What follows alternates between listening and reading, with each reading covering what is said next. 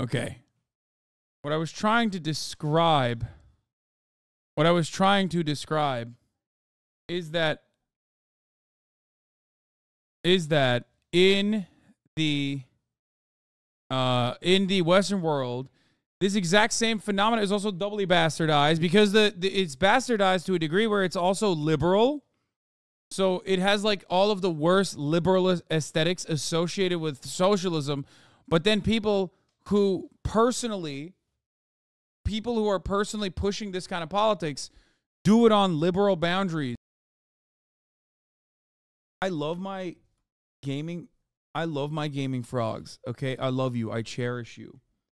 But you also have to remember you are a sliver of this. You're only but a sliver of this audience, okay? You yell all the time, but there's no group of individuals in this community that gets this much fucking space.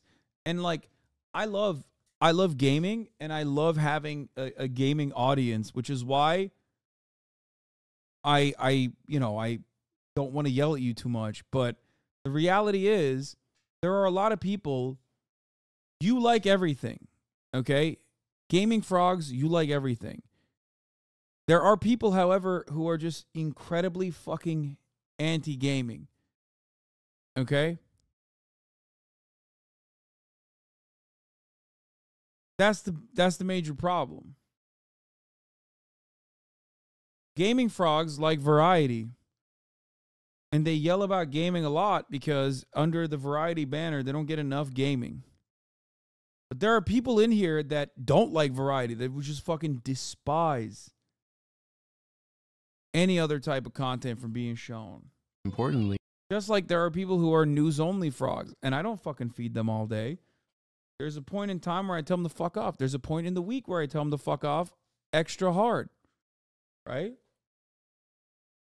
I believe that the Cultural Revolution contains some of the most sobering lessons for people on the left. In fact, many of the lessons of the Cultural Revolution are directly relevant to some of the issues that we still face today, which are hot topics in contemporary discourse. While some of you may have been able to already infer a verdict of your own based on what you saw in the last video, I don't think the lessons of the Cultural Revolution are exactly obvious. Far from it. This was the question that I left my readers with in the essay that I wrote on the Cultural Revolution titled Totalitarianism or Anarchy, published in the book titled Underground Theory. In this video, which essentially serves as a much shorter sequel to my previous mini-documentary on the Cultural Revolution, I will reveal my personal opinions and interpretation that I have come to regarding the events of the Cultural Revolution, which I was not able to fully articulate in that essay.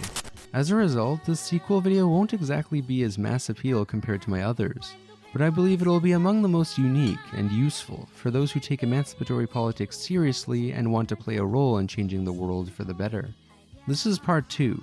The final part of the one-dime series on the Cultural Revolution.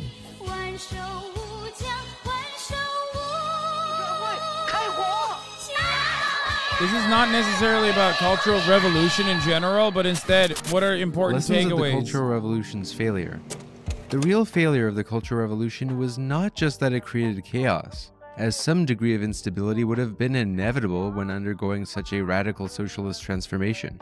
Rather, its real failure was that it did not fulfill its original aim of producing democratic political institutions that might have permitted the masses to maintain control over the means of production and eventually bring about their own emancipation and the emancipation of society as a whole. While such a colossal task is undoubtedly difficult and would have taken a long time, the end product of the Cultural Revolution ended up. I know it pisses you off, but I do get a kick out of it when NewsFrog comes to the stream 6 hours and he goes, "Oh, I guess you don't care about the genocide in Gaza, huh?" After you were covering it the entire stream and moved on. Yeah.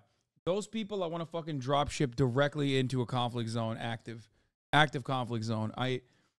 There is nothing more frustrating to me than that. That type of motherfucker. Being the explosion of capitalist relations. The aftermath of the Cultural Revolution created a widespread political exhaustion. So snarky, which is ironic because what we're watching right now directly pertains to that type of behavior. As a matter of fact, these people who are they have a lens of the world that is like not human, and completely directed by whatever kind of fucking purity that they ascribe to my news coverage. And that same purity spiral is something that you will see in the Cultural Revolution. Motherfuckers come in here and go, all right, it's time for a struggle session. Let's do it. It's time for a struggle session.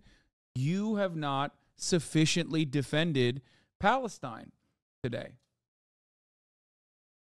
Is it because you have given up on the Marxist, Leninist, Maoist, third worldist principles that you originally started and developed a career off of? Is that what is going on? That made it easier for the party cadres who superseded Mao to re-centralize state power and take the capitalist road. Precisely what Mao wanted to prevent. Literally Mao's worst nightmare. But the failure of the Cultural Revolution can't merely be blamed on Mao's decision to side with the party state in turning against the independent organizations and calling the military to stop their revolts. The Red Guard movement's descent into violent factional power struggles created a calamity that allowed the PLA, with Mao's consent, to frame themselves as the agents of order against the agents of disorder. But the question still remains, what led to the implosion of the independent organizations? The Cultural Revolution and the independent organizations that initially blossomed during the first 2 years of the Cultural Revolution imploded from the inside due to unresolved contradictions that still plague many political movements to this day. Creation versus negation, the politics of dismissal and pluralization. As brilliantly articulated by the theorist Alessandro Russo in his book Cultural Revolution and Revolutionary Culture, the implosion of the Cultural Revolution was by and large the result of a tension that was there from the very beginning. A contradiction between two different registers of politics, dismissal and pluralization, in which dismissal ended up winning out. Dismissal is what one could call a statist or an authoritarian logic that involves the desire to occupy positions of power that allow one to rule other people. The psychology of dismissal involves the enjoyment in deciding the fate of others. Dismissal is sort of like that cop in your head. This is the behavioral dynamic at play in almost every case of power struggles within the state. While dismissal is a rule of thumb, like, for example, I will use the HasanAbi Discord. I've long talked about how I wanted the Discord to be yours and yours only. I wanted to ensure that the Discord in and of itself would be a place for learning. Place for people to dive deeper into leftist theory. Place where there will be, just like in this community, in the Twitch chat, where there are going to be microaggressions. People that are coming in and asking certain questions. Some of those questions will be, come across as harmful. The fact that we got to this point in this community over the course of so many years, through so much back and forth, so much chaos, is because there were multiple instances where I had to tell people to dial it the fuck back and not be so unimaginably pure. Okay? I feel like there has been a long time. It's been a long time since we had one of these conversations where people would consider even a microaggression to be completely unimaginably unacceptable. You cannot have a microaggression. That's racism. Like, that is, it's destroying the safe space that I thought this Discord was supposed to be, or I thought the HasanAbi chat was supposed to be. I never said that the chat was a safe space. I never said that the Discord was a safe space. It is not. It is supposed to be a space where there are people that are coming in to learn, because the broad majority of the population do not have the same kinds of attitudes and opinions that you do. The world is built on top of structures that you understand as reactionary. White supremacy thrives in America. America is built on the foundational principles of white supremacy and proto-capitalism and genocide of the indigenous population. So therefore, obviously, the prevailing narratives are going to reinforce that structure. And therefore, the people that learn from these institutions are going to repeat some of those values, whether they recognize it or not. And the goal for reform, or the goal for rehabilitation, should always be to be as kind as you possibly can be. Okay? To be as kind as you physically, humanly can be to those who are genuinely interested in learning. If you shut people off, and there was back in the day, for example, in like 2018, 2019, there was a lot of discourse around emotional labor. Emotional labor. People love talking about emotional labor. You're making me do emotional labor. And it's like, yeah, I do. I want you to do it. I mean, a big part of why I do what I do is so that you don't have to do emotional labor or as much emotional labor. But yeah, if you have the capacity to do so, you should. Because the reality is, fucking Nazis don't have to do any emotional labor, but they will always fucking educate people as best as they possibly can with a whole bunch of nonsensical bullshit. You know?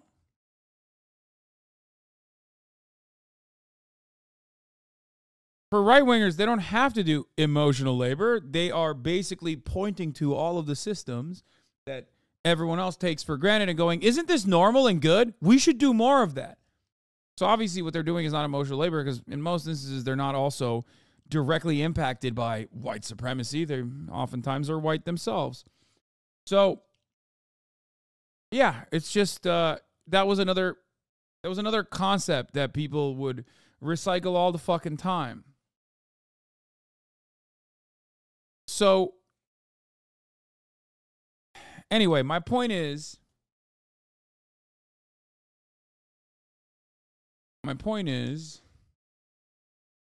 that kind of attitude leads to a more insulated community. And I don't want that. I want this to be as broad a community as possible. Obviously, that doesn't mean that there is boundaryless free speech run amok here, where you could just like come in and spam the N-word or whatever, or genuinely say racist, transphobic, misogynistic shit. You can't do that. You can't get away with that. Right? But ultimately, that kind of purity spiral was very much prominent in this community, and it still is to a certain degree.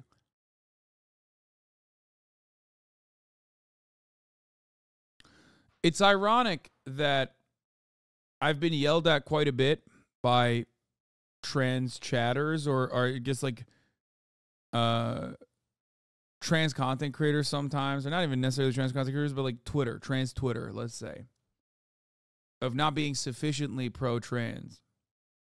Which is, of course, like a laughable notion. If you've been in here, you know that that is a laughable notion.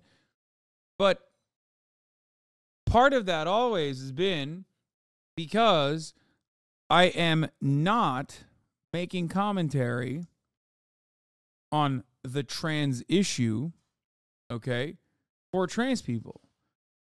When I talk about trans issues, I'm talking to transphobes. And something that I've always stressed for people, okay, for specifically my trans chatters who know this already, because we've talked about this so much, is that the reason why you can come in here and enjoy a safe, relatively safe space that is full of tens of thousands of different people, right? Knowing full well that the mods have your back, knowing full well that this community has your back, is because there are plenty of people that were transphobic that came in here and unlearned that shit. So that's why whenever I yell at like a particular trans chatter or whatever, and that shit gets like clipped out of context and people try to fucking use that as a way to say like you're transphobic, Those are outside wreckers trying to play that exact same role in this community. I've yelled at you in here before, but that was years ago. I've been watching you long enough to know by now that you're trying to meet stupid transphobic people on their level, not engage in super insular discourse. Yeah. In political affairs, there are also egalitarian exceptions, where those who are usually in the position of being governed begin to self-organize and create egalitarian relations for themselves, separate from existing state hierarchies and practices. The term Rousseau uses to describe this process is pluralization. The sequence of pluralization during the Cultural Revolution occurred mainly between the first 2 years, when the revolution saw the construction of various novel forms of egalitarian projects that we discussed earlier. However, the Cultural Revolution showed us that dismissal and the enjoyment of dominating others carries over outside of the state. For Rousseau, the triumph of dismissal over pluralization played an integral role in the Cultural Revolution's demise into factionalism, in which arbitrary splits and power struggles led to the implosion of these egalitarian organizations. The word implosion is key. These organizations self-destructed without the state needing to break them up. Authoritarianism without authorities. Now, one would think that the spontaneous creation of egalitarian organizations that were independent from the state would lead to a more anti-authoritarian movement. Authoritarianism is a phenomenon typically associated with the state. However, during the Cultural Revolution, as the galvanized masses were handed power to rebel, many people acted exactly like states themselves, engaging in similar dominating behaviors and getting enjoyment out of it. This literally is the Chaz Chop phenomena. A democratically organized, hyper-localized community still ends up recreating the same structures that exist in society at the state level, and it still leads to like black teenagers being shot and killed.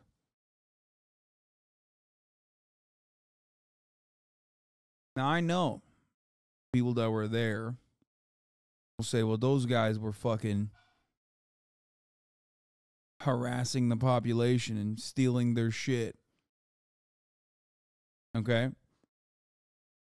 But I'm sorry, you cannot tell me that an entire supposedly anarchist organized space as protest against police brutality, which disproportionately targets black people, ended up literally having some kind of police militia force comprised of civilians that ended up killing black teenagers that were causing a ruckus is not like ironic in any way.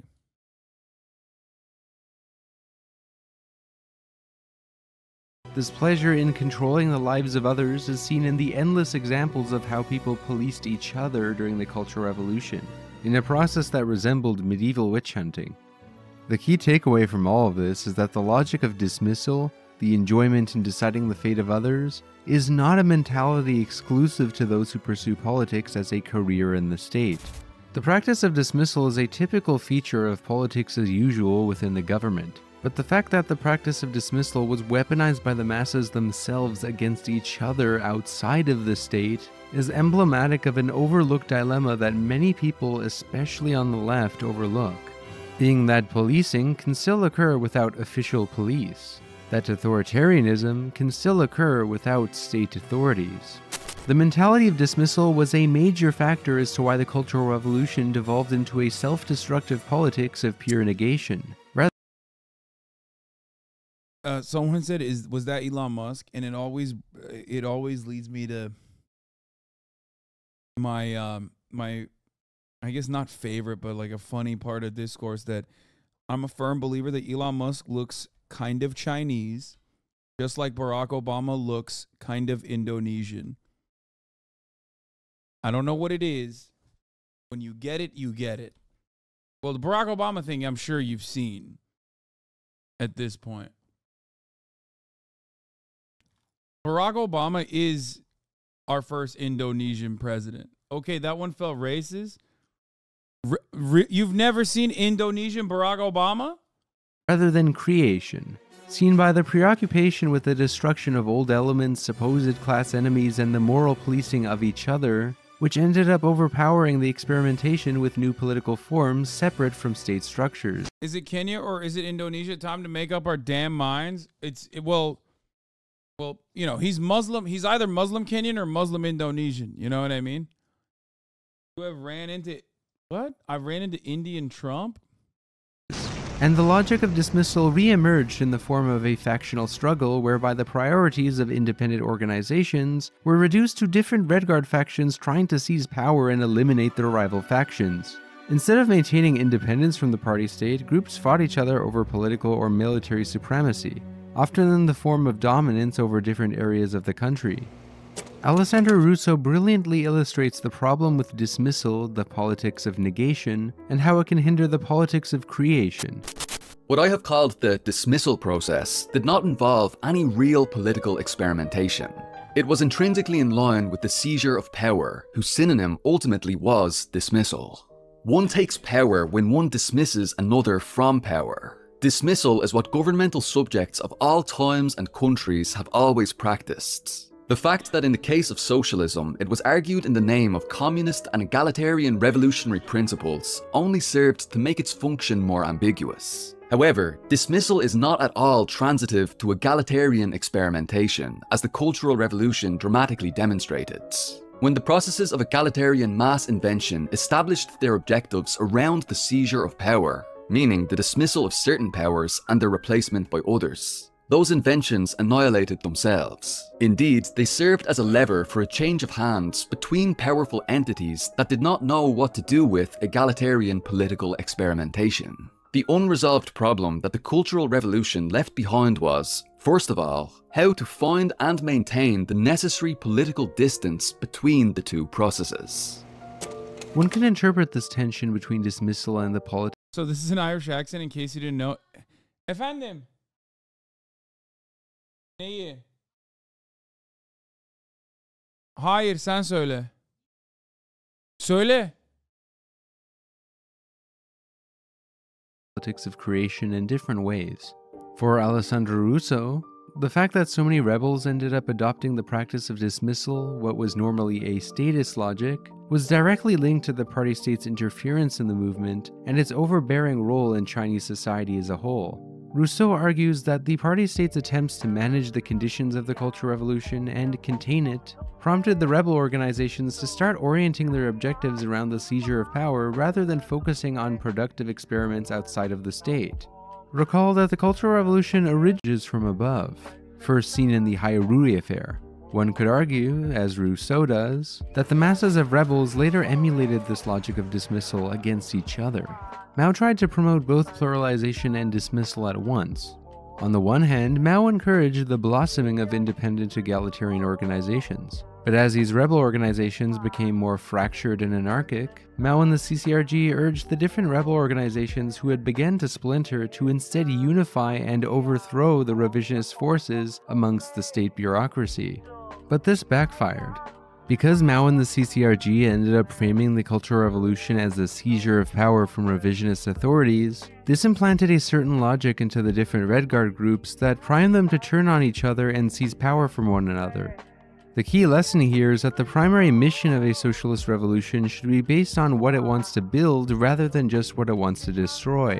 This begs the question, if we are to subscribe to Alessandro Russo's interpretation, which is more sympathetic to the Red Guards, and places more blame on the state, could the Cultural Revolution have gone in a better direction if it had not begun with the purges of state officials from above, and if the masses had been given power to act autonomously from the state much earlier? Personally, I'm not so convinced. Did the rebels of the Cultural Revolution adopt the practices of dismissal against each other and shift their goals towards the seizure of power simply because of Mao Zedong and the practices of the state? Or is dismissal indicative of a much deeper problem? Is dismissal really a statist mentality or a human mentality? Is the self-destructive behavior of dismissal just part of human nature? Or is it more just deeply conditioned into human behavior due to humans living under state authorities for centuries? Consider that China is one of the oldest civilizations, with much of its population living under authoritarian states for centuries. One could easily interpret all of these events of the Cultural Revolution as a lesson as to why human nature makes emancipatory politics impossible. However, one can also argue that as products of our socioeconomic conditions, humans emulate the logics and habits that they inherit from their society and its overlords. These are quite important questions that I encourage you to interrogate, because they force us to confront the critical dilemmas that a revolutionary politics will likely face, which we have to actively choose to deal with, rather than solely blaming the failures of revolutionary movements on external causes such as imperialism, foreign coups, revisionist traders, or corrupt totalitarian leaders who abuse their power. I don't claim to have the definitive answers to these questions, and I encourage you to comment your thoughts as to which interpretation you're more convinced by. But I have a few tentative hypotheses of my own, which we will briefly speculate on here. Ressentiment, dismissal, and cancel culture. As part of his theory of slave morality and ressentiment, Friedrich Nietzsche argued that those who are the most impotent have the greatest thirst for power. But most people repress their will to power and cope with their impotence by adopting a form of religious ideology that they use as a veil to turn their powerlessness into a virtue, and morally denounce those who do have power. The pleasure of power derives from the displeasure experienced 100 times of dependency, of impotence. If this experience is lacking, then that pleasure is absent as well. Given how the Cultural Revolution panned out, perhaps Nietzsche was onto something when he predicted that those who have the least power can sometimes be the most dangerous and destructive when getting a taste of it. You could see this logic of ressentiment at play when it came to the obsession with weaponizing the label of bourgeois as a moral category and the glorification of so-called proletarian culture, which popularized the terrible stereotype of communism being a poverty cult. After tirelessly going after party bureaucrats... Sorry, I had to run to deal with something with my mom, but this is literally my favorite part of this video. We finally got to it, which is, of course, the thing that I absolutely fucking hate, because it's like paired up in the Western world with a very liberal... and running out of it's paired up in the... to persecute.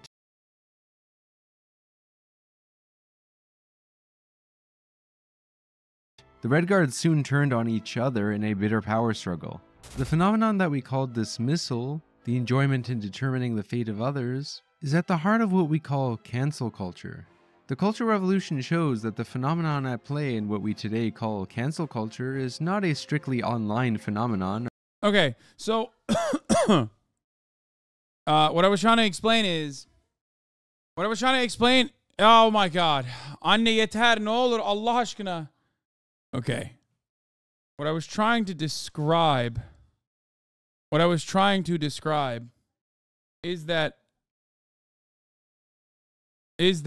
in the Western world, this exact same phenomenon is also doubly bastardized, because it's bastardized to a degree where it's also liberal.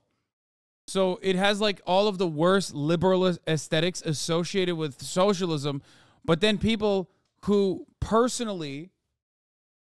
are personally pushing this kind of politics do it on liberal boundaries that liberals have placed upon what it means to be a socialist. And they do this exact same fucking thing. Or something new. Cancel culture is a term that is often abused, and people tend to use it to describe very different things. I personally don't think cases of famous people just facing criticism for provocative things that they said is really cancel culture. No, J.K. Rowling and Dave Chappelle aren't really cancelled. I think the main problem that's actually important in the phenomenon that we describe as cancel culture pertains to the moral policing of socio-political spaces and so-called communities, in which people in the in-group are dogpiled and dismissed from it due to not adhering to a certain moral purity of that in-group. This is why I prefer the term dismissal instead of cancel culture when referring to this problem of in-group policing, because it is not necessarily a new thing. And it's a real self-destructive tendency that must be dealt with if any political movement wants to thrive without imploding. This practice of dismissal, which typically involves a pseudo-politics of identity and the adherence to certain moral expectations, can repress underlying differences that people are too scared to express. and can lead to the cannibalization of movements due to an unreasonable expectation of moral purity. If you want to see more as to how this phenomenon of dismissal in the Cultural Revolution relates to cancel culture, I highly recommend this excellent article by Asad Haider. The practice. This is why leftists are way more prone to legitimately harming their own movements than anyone else.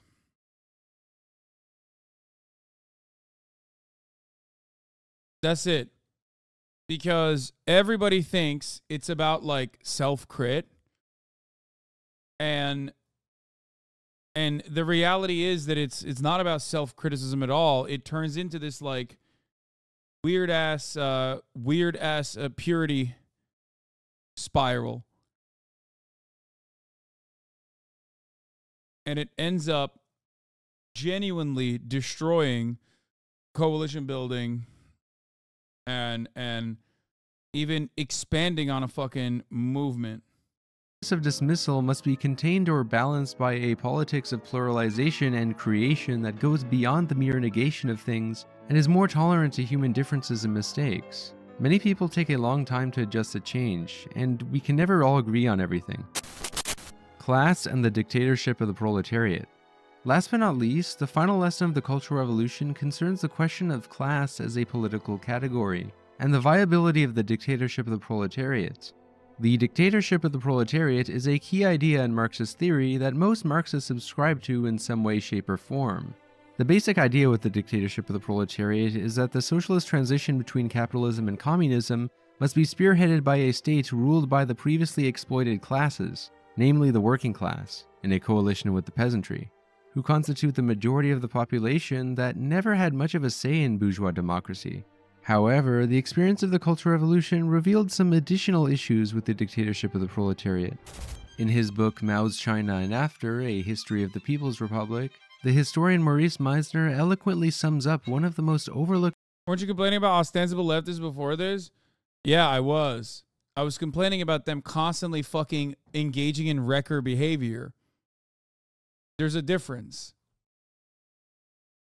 I think I practice what I preach on this matter because I usually refuse to talk about them when it comes to like being hypercritical of the shit that they say just because I don't agree with it.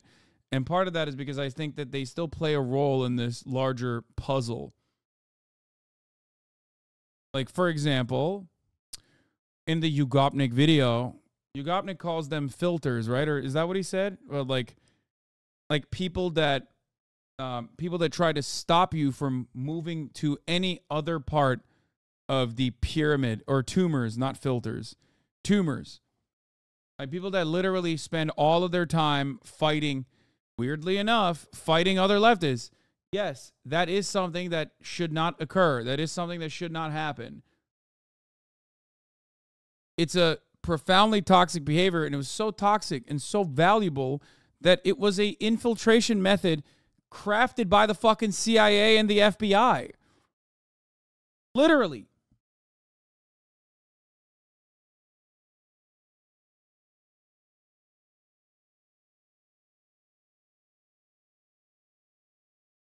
The difference, of course, is that usually people that do that kind of thing inevitably show their real framework, what guides them, what actually motivates them. Oftentimes is money. For the most part, those people very quickly become like the why I left the left ass motherfuckers anyway. You know? The Tim Pools of the world. Tim Pool, when he was at Vice, was like a progressive liberal. You know, he presented himself as that. And then he actually genuinely created a career for himself by consistently using those bona fides to say that he actually is a centrist while simultaneously pumping right-wing agitated propaganda. There are plenty of people who do that and still maintain the presence that they are leftists. You know? There are a lot of people who do that because liberalism in and of itself is kind of boring to be on board with. You're basically saying, yeah, no, your dad's politics is my politics. That's why everybody looks for like very different. That's why everybody looks for like different kinds of ways of repackaging their politics often. To me, it is basically like the same inability that insecure people have in not recognizing Andrew Tate's glaring insecurity that he masks with machismo and bravado. Like the over-the-top machismo that he presents is unironically a way to just like soften or to hide the very real insecurities that he has. And that actually legitimately allows people, or that actually legitimately causes people to not see him as an insecure person because they themselves are also fucking very insecure. That same thing happens in leftist spaces as well. A lot of people do not understand wrecker behavior and often will engage in that kind of thing themselves.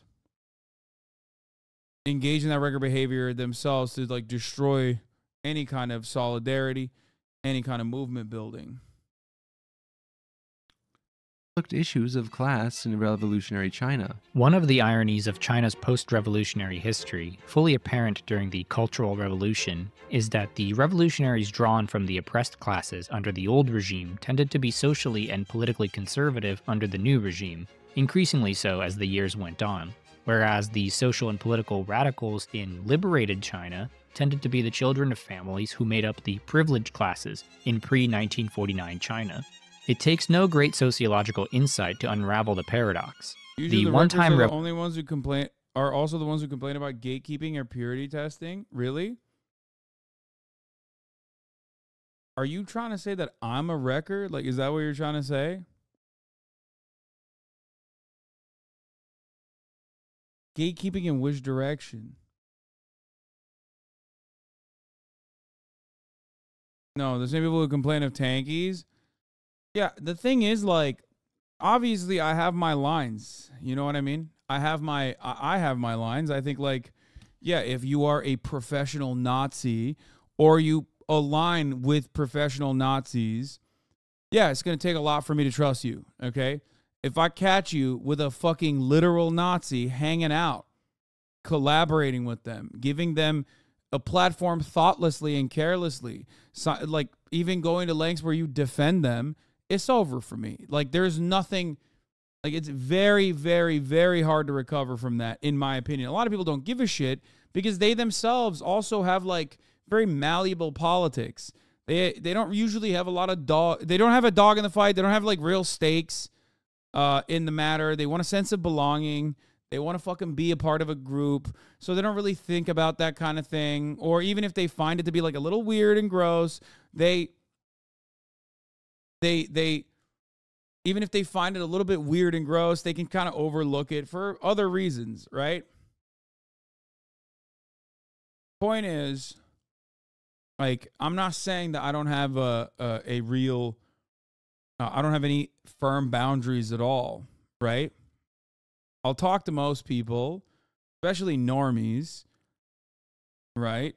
But if I'm talking to a professional propagandist who also is like a straight up Nazi or white supremacist, then, you know, I'm going to be very careful. There's in my opinion, I always weigh the consequences. Like, am I offering this person a larger platform? Is this person going to benefit tremendously from this, even if I ritualistically humiliate them? You know what I mean? Because some people do actually gain a tremendous amount of reward from simply being platformed, right? So there are definitely boundaries. It's understandable. It doesn't mean that, like, everyone and anyone is, like, totally valid and allowed. Revolutionaries, who came mostly from the poorer peasantry and the working class, were, along with their children, favored for political positions, educational opportunities, and employment after 1949. They enjoyed an unaccustomed high social status under the new regime. The children of former capitalists, ex-landlords, and intellectuals, on the other hand, labored under various forms of social, economic, and political discrimination, and nowhere more than in the educational system. Whereas those who could claim lowly class origins, at least those among them with access to political power, had a conservative stake in the post-revolutionary order and its new inequalities, the offspring of the former ruling classes were the new underprivileged. It is hardly surprising that the latter responded so enthusiastically to radical Maoist critiques of bureaucratic privilege and calls for greater equality, while the former rallied to the defense of the party and channeled their revolutionary energies into assaults against the offspring of the formerly privileged social classes. Given this rather paradoxical outcome, it is not a surprise that Mao was so fixated on rethinking the dictatorship of the proletariat in his final years before his death. It is clear that one of the key lessons to be drawn from the Cultural Revolution is that the dictatorship of the proletariat is a concept that needs to be rethought and reformulated. I also believe that Mao Zedong was correct in identifying a bureaucratic stasis and decline in revolutionary creativity amongst the party elite. The party and the masses needed to get politicized again to not forget their original revolutionary mission to bring about the emancipation and socialist transformation of society, albeit a bit more gradually. However, unlike Mao, I do not believe that the answer to revitalizing the revolutionary transition to socialism is to simply keep intensifying class struggle, but rather to continuously facilitate the creation of new alternative socialist structures and organizations that are more desirable to capitalist ones. Class struggle and endlessly purging bureaucrats does not necessarily lead to a politics of creation. By itself, class struggle just leads to a self-destructive identity politics of negation. Of course, class struggle is absolutely necessary during the period where there's, actual classes. But class struggle without a clearly defined political antidote can have a highly depoliticizing effect. When class becomes an identitarian category expanded to encompass certain attitudes, it is easy to weaponize it to mask what are really just political differences. Kinda like how Stalin used terms such as bourgeois and kulak to describe all of his enemies and frame what was really just an attempt to remove political opposition to his line as a moral anti-revisionist crusade for the proletariat. During the Cultural Revolution, Red Guards did something similar to justify their actions when battling each other for power. Egalitarian organizations cannot truly operate successfully independently from the state unless the people reject and overcome the logic of dismissal in favor of pluralization. I am of the opinion that the self-destructive tendency of dismissal can be overcome and unlearned, but gradually. In the meantime, it must be contained through democratic legal institutions. Mao really did want to give power to the people, but he had zero plan as to how this power would be mediated. Vague ideas of radical democracy. Cringe. Kulaks as a class was definitely by their private ownership of the land. It wasn't imaginary. Brother, the point isn't that there were private ownership, there were private owners of land. The point is using that as a mechanism of pushback against anyone and everyone that you deemed was not sufficiently loyal to you or to the goals that you had. It's just like the point is utilizing, the entire part of this is utilizing class as not a real Marxist in the real Marxist sense, but instead redefining it as something that is aesthetic, and once it's ultimately turning around and slapping that sticker on to any person, in a way, it's no different than what I've talked about quite a bit with respect to top of the hour ad break. That's right. There's a class of people who are subscribed and they don't see the top of the hour ad break, and then there are those who do see the top of the hour break because they are unsubscribed, because they do not have $5. But don't worry, you probably have a Twitch Prime, and therefore you can subscribe for free. Here's the 3-minute ad break now. It is doing good guys versus bad guys, except the capitalists are bad guys, the socialists are the good guys. Kind of. It's one of the reasons why I regularly talk about unions for players in sports, right? Under a liberal hegemonic structure, you automatically assume that someone is wealthy or someone is rich, which means that's bourgeois. That person is bourgeois. There is this way of mystifying class politics where you go, oh, rich equals capital owner, poor equals worker. You could be a relatively poor capital owner and you can be a rich worker.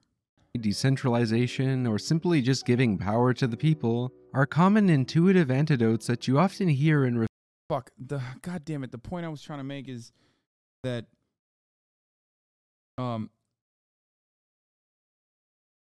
it unironically turns into revisionism that is unproductive.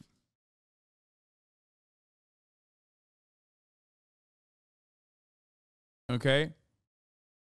It's about the ways in which you generate your wealth, I guess. Are you selling your wage labor, or are you actually getting others to work for you? Now, under our current global financialized, especially financialized global capitalism, the lines get muddier and muddier. Okay? But the reason why I talk about player unions for athletic competitions is because a lot of those guys, sure, they make a lot of money in the aftermath of their careers from, you know, going and buying like a pizza chain or some shit, at which point they become capital owners. But throughout their career, the major revenue that they build for themselves, the major amount of money that they make is through their wage labor. Okay? So on that sense, they are workers. Whereas your small business owning father that has a hard time making ends meet is a capital owner. Okay? This is the reason why your small business owning father might have a different perspective on politics than even a players union beneficiary, a basketball player, let's say, that has a contract that nets him, I don't know, a couple $1 million a year. Because ultimately, what people fail to forget is that your HVAC business owner stepdad is a small business owner and therefore is generating value by extracting the surplus labor value of other workers underneath him. Okay? Versus the player might be making a shit ton of money, but they are actually generating value for someone else that is making an even larger amount of money. It's about the relationship that one has with the means of production, more so than the amount of money they generate off of or the value placed upon their labor or the amount of money they make. This is something that I try to describe to people all the time, but because of where I'm at in my career, it comes across as self-serving. The irony, of course, is that I used to make this exact same argument when I was fucking broke. And a lot of people, specifically like online Maoist third worldists on Twitter or ultras or whatever, like, you know, baby leftists who oftentimes are the loudest and the most like purity spiral driven, cannot comprehend that. Okay? They can't understand it. They can't understand that what they're doing is pure liberalism. Which is precisely the reason why what they say mirrors the Fox News article writers that say the exact same shit about me. Like, oh, he's socialist but has a fucking house. The fuck? Get out of here. Or the supposed liberals in some communities that fucking hound me and my fans on a regular basis about how he didn't have to buy a $3 million house. He could have bought a $1 million house. We would have been perfectly fine with that. Like, no, you wouldn't. No, you wouldn't. Regardless, it has nothing to do with whatever the fuck I'm purchasing anyway.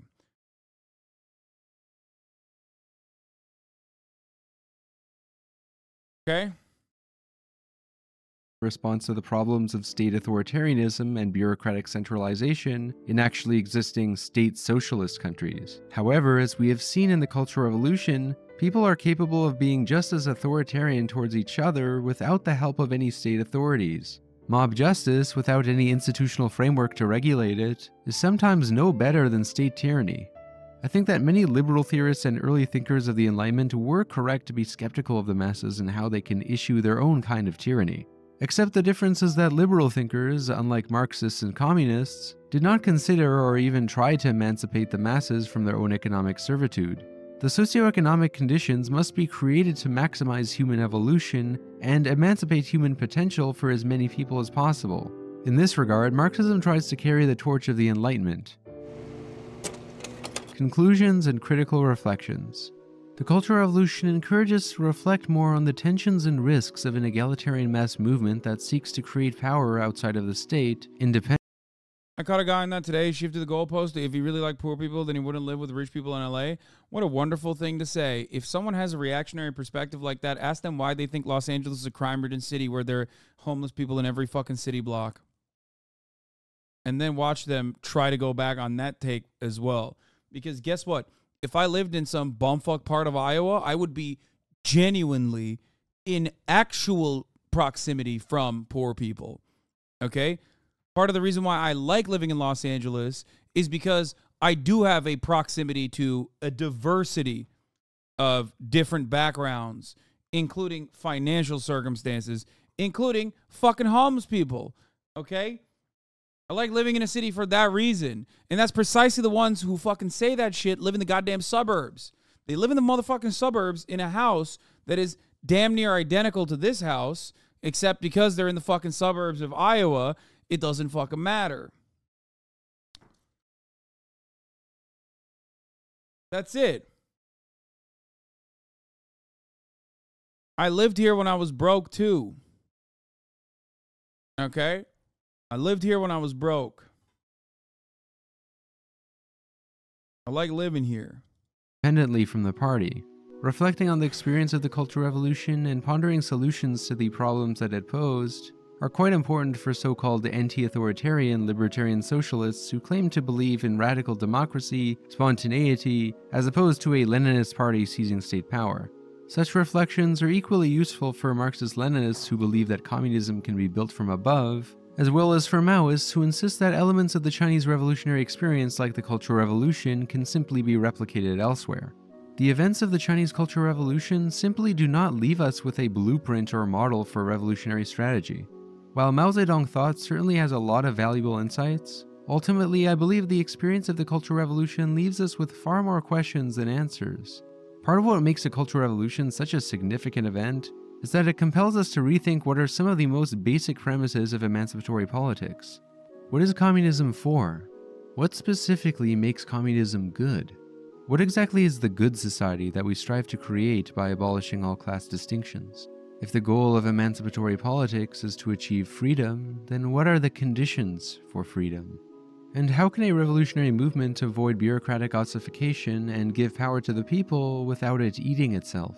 Reinvigorating a politics of creation requires us to think the values and specific vision as to what the good society of communism ought to look like. One Dime is a fan-funded project, so if you get educational value out of my work, then your support on Patreon would mean a lot to me. Plus, by becoming a patron, you'll get access to exclusive content and my private Discord server. In the latest exclusive podcast, I give a summary of the main books that I got my information from for this video, and a little guide as to how to... What? It is not that religious productions are irrelevant, it's that you have to understand what class privilege means.